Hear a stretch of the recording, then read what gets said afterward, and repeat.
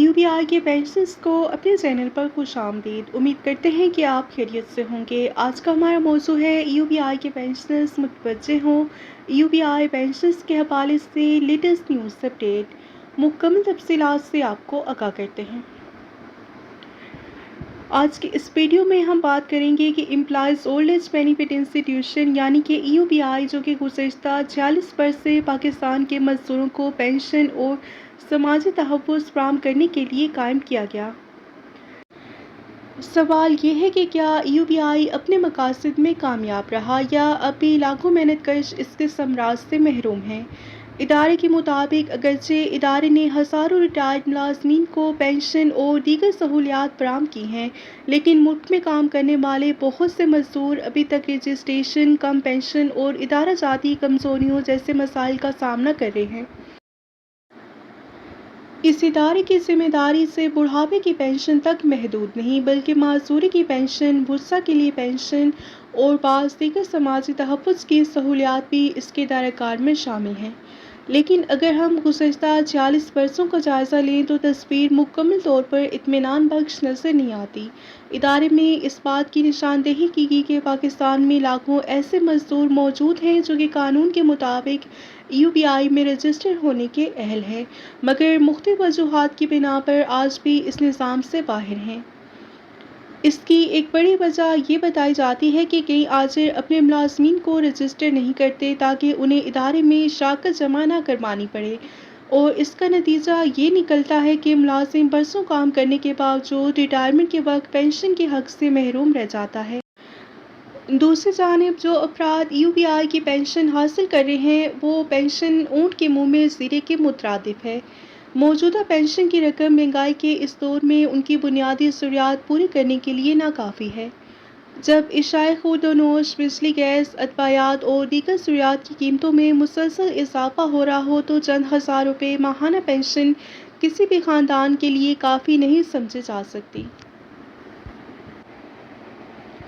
ادارے کی انتظامی کارکردگی پر بھی سوال اٹھائے گئے ہیں۔ مختلف ادوار میں UBI پر بدعنوانی، بے ضابطگیوں، غیر شفاف سرمایہ کاری اور انتظامی کمزوریوں کے الزامات سامنے آتے رہے ہیں۔ اگرچہ متعلقہ اداروں نے مختلف تحقیقات بھی کی ہیں، لیکن عوامی اعتماد کو مکمل طور پر بحال کرنا اب بھی ایک بڑا چیلنج ہے۔ ماہرین کا کہنا ہے کہ اگر UBI میں شفافیت، جدید ٹیکنالوجی، بہتر نگرانی اور مؤثر احتساب کا نظام متعارف کرایا جائے تو نہ صرف ادارے کی کارکردگی بہتر ہو سکتی ہے بلکہ لاکھوں کارکنوں کا اعتماد بھی بحال کیا جا سکتا ہے۔ اور اسی طرح سے digital registration, on line record اور شکایت کے فوری ازالے جیسے اقدامات بھی وقت کی ایک اہم ضرورت ہیں۔ اور ایک اور اہم پہلو یہ ہے کہ پاکستان کی لیبر فورس کا ایک بڑا حصہ غیر رسمی شعبے میں کام کرتا ہے جہاں پر اکثر ملازمین UBI کے دائرہ کار میں شامل ہی نہیں ہوتے۔ اگر حکومت اس شعبے کو بھی بتدریج سماجی تحفظ کے نظام میں شامل کرنے کی مؤثر حکمت عملی اپنائے تو اس سے لاکھوں مزید خاندان مستقبل میں معاشی تحفظ حاصل کر سکتے ہیں۔ ادارے کا مرکزی پیغام یہی ہے کہ UBI کا قیام ایک اہم اور مثبت قدم تھا اور اس ادارے نے کئی مستحق افراد کو پینشن بھی فراہم کی، لیکن 46 سال گزرنے کے باوجود اس کے سامنے موجود چیلنجز ابھی تک مکمل طور پر ختم نہیں ہوئے، اور ضرورت اس بات کی ہے کہ ادارے کو سیاسی مداخلت سے پاک رکھا جائے، مالی وسائل کو محفوظ بنایا جائے اور ہر اہل ملازم کی رجسٹریشن کو یقینی بنایا جائے اور پینشن کی رقم کو مہنگائی کے تناسب سے بہتر کیا جائے۔